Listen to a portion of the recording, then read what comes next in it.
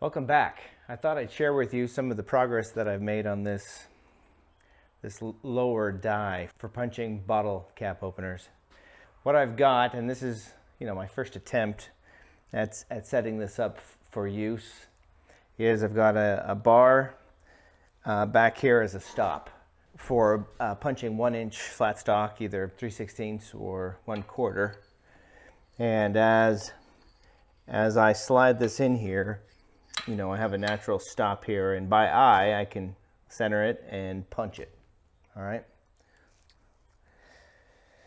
And then this is also, I've got this forged up here with this arc so that I could even fit in a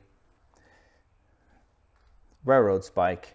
My process in forging a bottle cap opener out of a railroad spike is I'll forge in this feature here, and I'll just leave the tip natural like that. And once I punch this slot here, I'll just cut that off at the anvil and then forge out the eye. So for simplicity, one method that I can see myself doing is inserting this here, putting this sacrificial tip above, kind of as a reference point where that stops tapering up, then I'll punch there. Okay. Another method that I could equally do is loosen these bolts, put the washers underneath this plate, and then I'll have a gap between this plate and the die where the spike can go under. I'm going to try it both ways and see which way I can repeat the most, and then I'll leave it that way. Hopefully I can do it the way it's set up now, and then I'll have less setup for different things. What I'd like to do in this video is test it as configured right here. And I've got freshly forged, I've got an old railroad spike with a little step down that we can try and put an eye in. And I've got a little 5 inches of 3/16 by 1-inch flat bar that we can heat up and throw in there and punch. So let's punch 2 of these and see how it works. Let's start with the flat bar. And of course, why not use the new induction forge? Are we still recording? Yeah, we're still recording. Let's turn this bad boy on. We've got coolant, breaker on, and this on. Okay, this is absolutely cold. This is just mild steel, very thin. It won't take, I don't think this will take much to heat the tip of this up.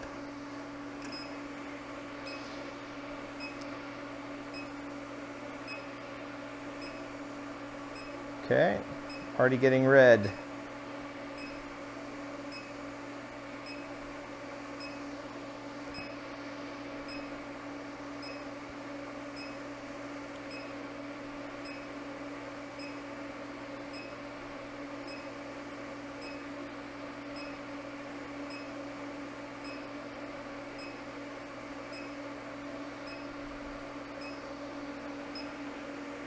Okay, it's been about 30 seconds and we are about ready to forge this. I could forge it right now, but I'm playing with my new toy. Okay, it's ready. Let's forge this bad boy. This should only take 2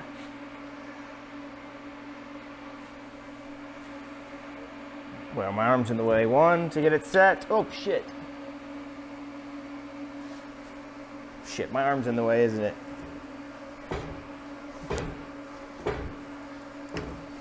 Okay. There it is. Not bad. It's very awkward with the camera right here. I gotta figure out a better way to do that. But yeah, pretty good for freehand. I like it. Now let's try the railroad spike. Punch a hole in that. Okay, again, there are no guarantees that I'm gonna get this lined up right the first time. But let's see it punch.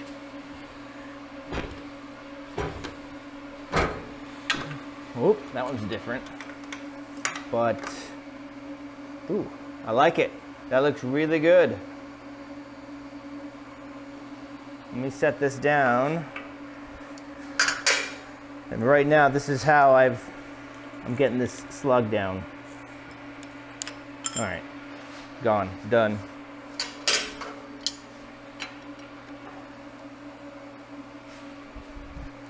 Let's straighten this up. Now again, in my natural process that I'm doing right now, I would punch this hole. I'd have to work it either side. It would take quite a long time to punch this, but this is one and done. Now, obviously, this is quite a bit thicker than this one is. You can see the geometry of the hole is much different. It'll still work. But my next step here would probably to be drift this, clip off what I don't need, and then forge out the eye. So let's take this one over the anvil, and we'll just continue with this and see where we go. So typically, my next step would be to drift this eye. Okay, I need a better tool for this.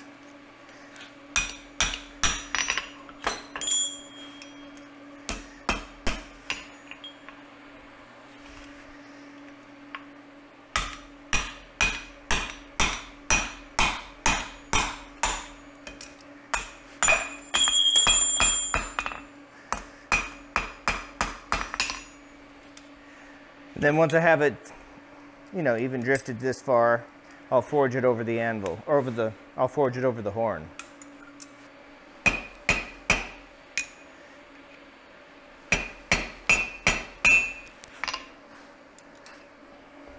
Let me try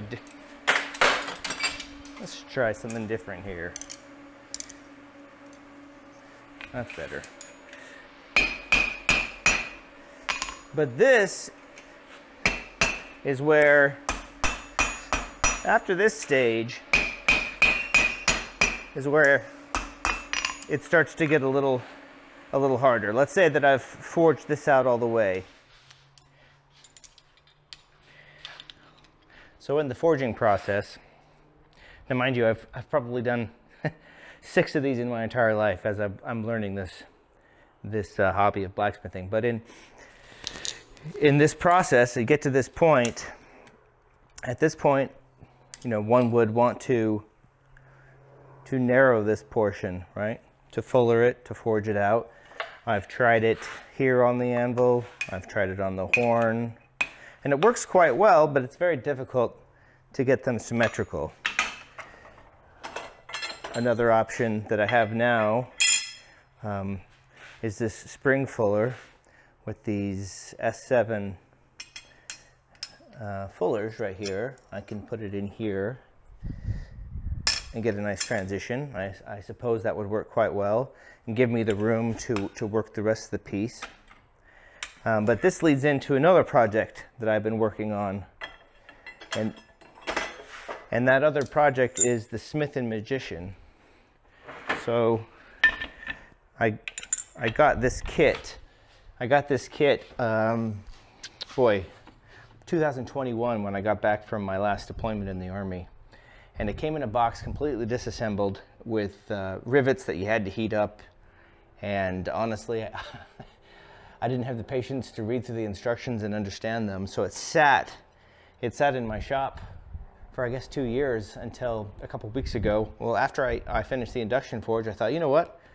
Let's put this together.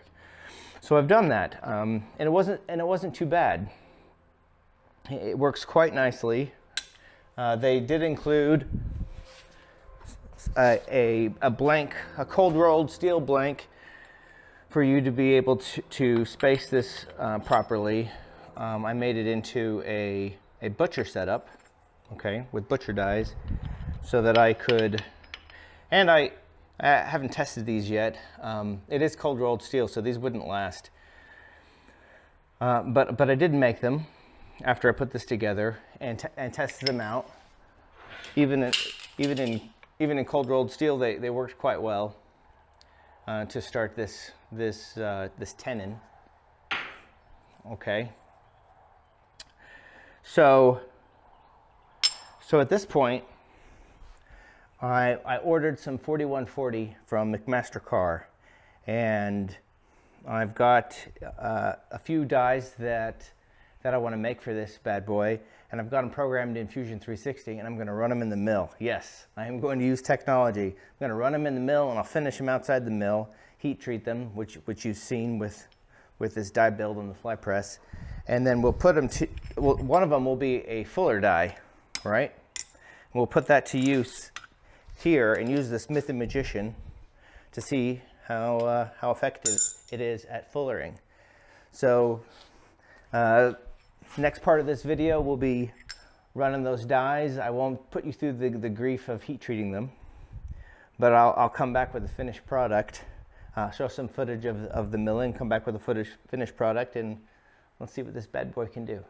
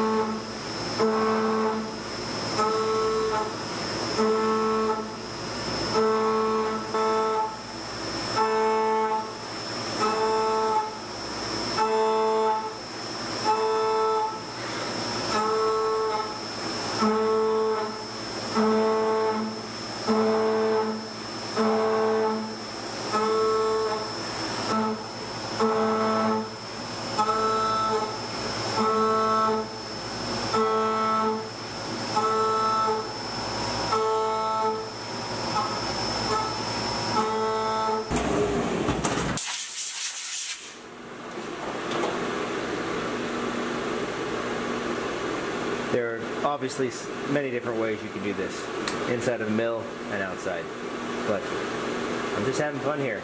This is the way I decided to do it this time.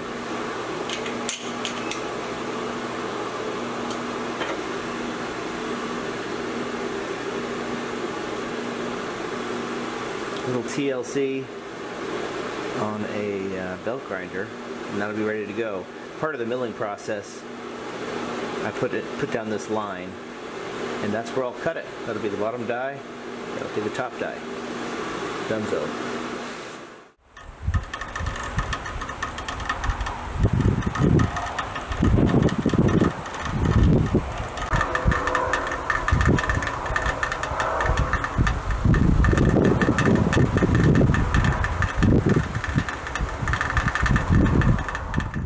All right, guys, the weather has changed on me. Got some beautiful rain and clouds and some gentle breeze coming through. It's really nice. It's cooled off the shop. You know, I'm out there listening to the water drip down the downspout, and unfortunately, what pops into my mind, or what I do hear, is no matter how far one lives out in the country or in a rural area. I mean, our streets don't even have paint on them. They're rural routes. No matter how far we get away, I can still hear other cars driving. There's always someone going somewhere. So many people. So, enough of deep thoughts. Enough of that. Here we go. They are done. They're hardened. They're tempered. I've got these fullering dies. All right. I've got the bottom die and the top die. I hope you enjoyed the process. I milled them together like this. I thought it'd be easier that way. Just do both ends, flip it, do both ends, right? Then just cut it. And so this is, the bottom die goes in here like this. Pretty easy. Top die goes in here like so. And then we can use this to fuller our stock. At the same time, I didn't show you footage, but at the same time, I did one more die. Now this die is for doing tenons. So, you know, I'll start with the butcher, and then I have this gradual radius here, which I can go from octagon to somewhat round before I graduate into one of these smaller radii. So, and here I've got engraved 3/8 of an inch and 1/4 of an inch. So this is in progress. What I have left to do is cut, clean these up, and then harden and temper these. And then I'm going to learn how to do tenons. Before I continue with that bottle cap opener to test out, you know, making the handle with this new setup, let's go back over to the fly press and talk about some of the changes that I've already made in the middle of this video. Well, while the dies were, well, I was waiting for the heat treat oven to do its thing. You know, that's like a 3-hour process. I started editing the video and started looking at the comical process of me trying to punch this for the first time with the camera right there. And I realized that there are other ways to do this, that there are better ways to do this. So I came up with another solution, which let's go over right now. And I think this solution, at least for doing these flat bottle cap openers, will work pretty well. Right off the bat, you'll see that well, it looks different already. I have added a different crossbar here. Instead of this one that was raised for the railroad spike, this one is flat. All right, and it allows me to slide this new stock under, then lock it down. Now, as it slides under this punch, it also slides under a new piece, a top piece that I've put back here. I've got my original bottom piece. I've got a 0.25 millimeter shim, and then I've got another flat piece on top of that.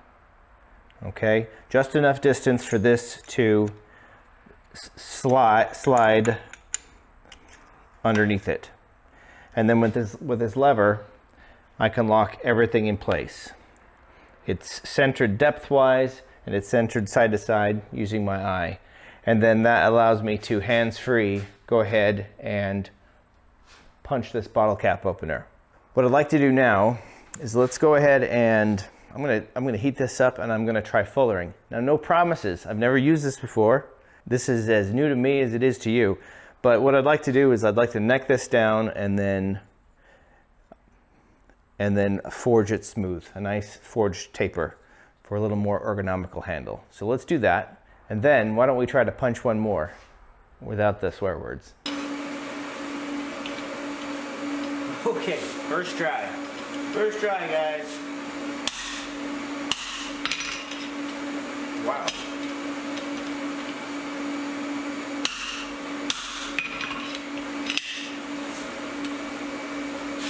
I don't know if I need to do this, but I am flipping it as I go.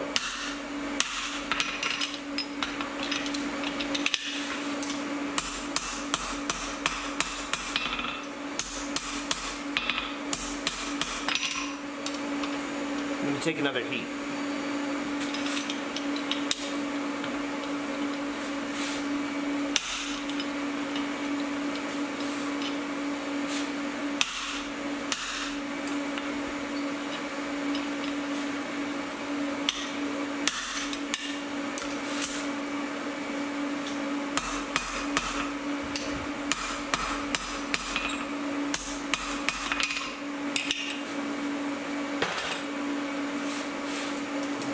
This is what we've got so far. So then at this point,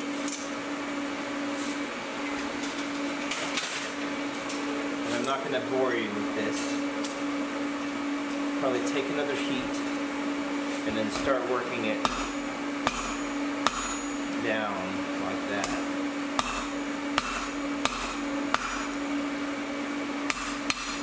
See that? I think I can do that.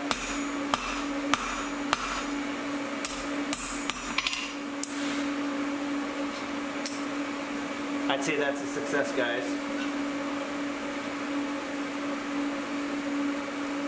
I'm going to use this as our sacrificial lamb.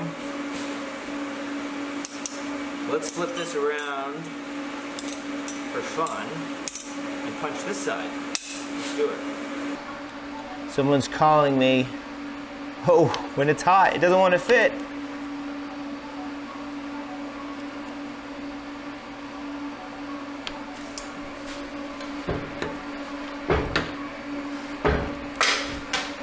Oh shit!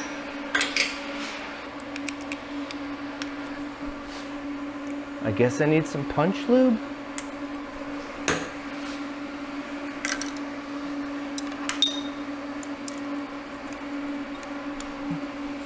Okay, for all of that planning and preparing, it just got stuck. So back to the drawing board again. But unlike other YouTube channels, I'm just going to show you. This didn't work. It started great. It started well. It punched. But I don't know if it was just the tolerances were too tight or what. That. Oh. That was just hung up by just a teeny piece of material. Well, I don't know what happened, but I'll figure it out. All right, I had to do a bit of digging and backtracking to figure out why this beautiful punch got stuck in here. Well, first of all, I'm off center. I can fix that. It took a bit of investigative work to figure out why this punch got stuck in there. I mean, I don't think it has performance anxiety. The die is in great shape, but this is what happened. This recess idea didn't work. What happened was I punched the first one, the second one, the third one, and they stacked up, okay? There was no room in here for them to fall over. And so when I went to punch this last one, it didn't have anywhere to go. It was pushing on these other slugs, and it didn't go down far enough to shear this punch, and it hung up. That's it. That's exactly what happened. So going forward, and this should be exciting, but going forward, wipe this oil off. I'm going to have to adjust this. And I'll see if I can do it with the tooling I have. Worst case scenario, I anneal this die, okay? I anneal it, and then I mill a channel here, okay? So when this is sitting here, I can push out the slugs or blow them out or whatever, but they won't be locked in here. Because as it is, I could punch about 3, and then the channel is blocked, and I can't punch anymore. Hey man, the obstacle is the way. We live and we learn. Embrace the suck, right? All of the sayings. I'll roll with this. I'll fix it up again, and I'll be forging soon. So thanks for tuning in. Hopefully this was either an entertainment or learning or whatnot. That's why I'm doing this. I'm learning. I spent 25 years doing something completely different from this. So this is for me. I'm enjoying my time. I'm out here being productive, and I'm enjoying this channel. So I hope you are too. Take care. Bye.